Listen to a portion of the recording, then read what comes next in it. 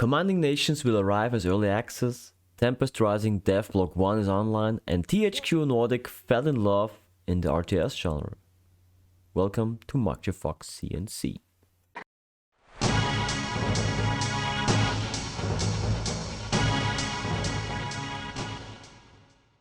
It looks like the fall will bring us some new RTS games.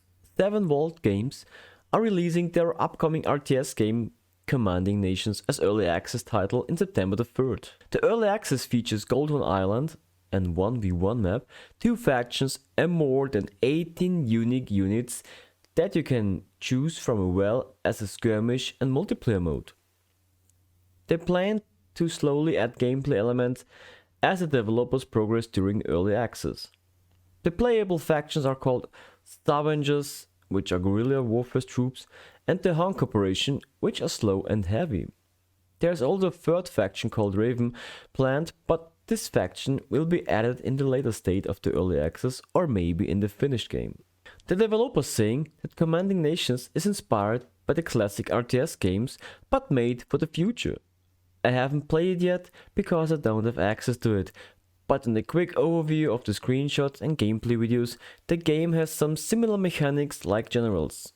More information about this game are on the Commanding Nations website and on their YouTube channel. The links are in the description below. The developers of Tempest Rising has released a developers blog video on YouTube.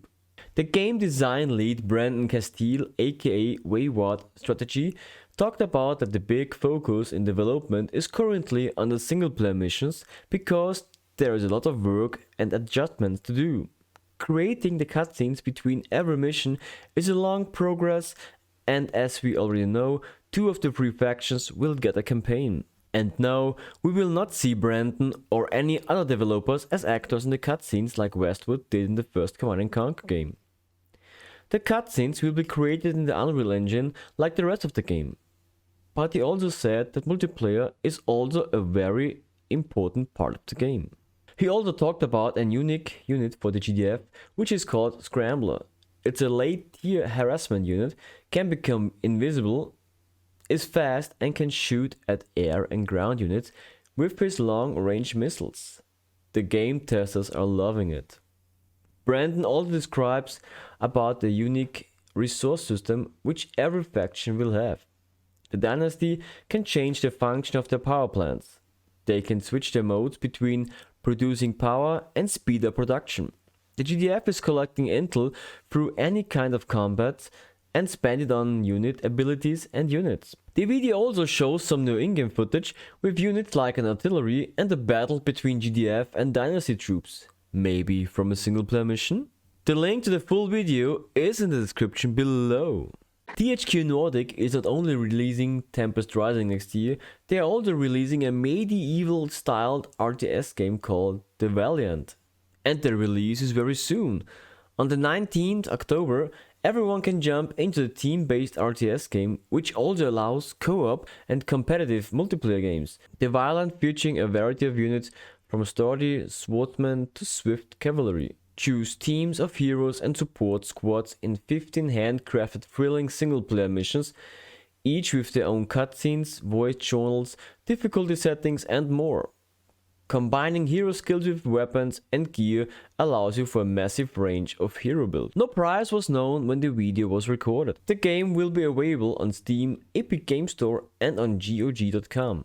More information about the Valiant are available in the description below.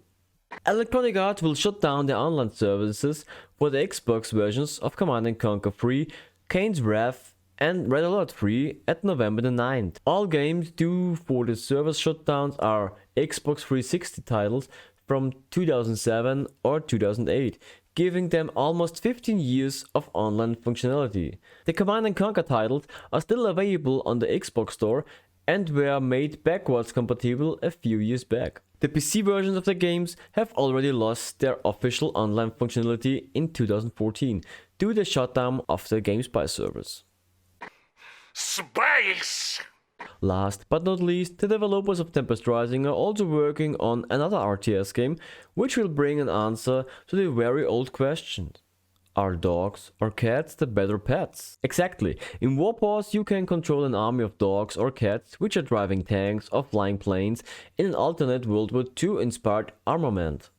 The style is very cartoonish and the priority is on fun, in gameplay and art style. But building a doghouse or a jail area for the cats isn't part of the game. Warpaws has the focus on unit management. There will be no base building or resources in the game. The goal is to capture strategic points on the map for new units and other advantages. But the destructible environment elements and hazards can turn the tide of the battle.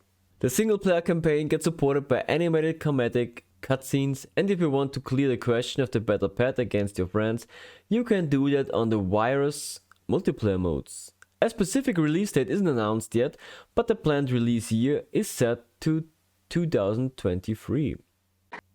That was the news for today. If you liked this video, please make me happy and hit the like button and share it all over the world. Thank you for that. My name is MarkJFox. Thank you for watching and battle control offline.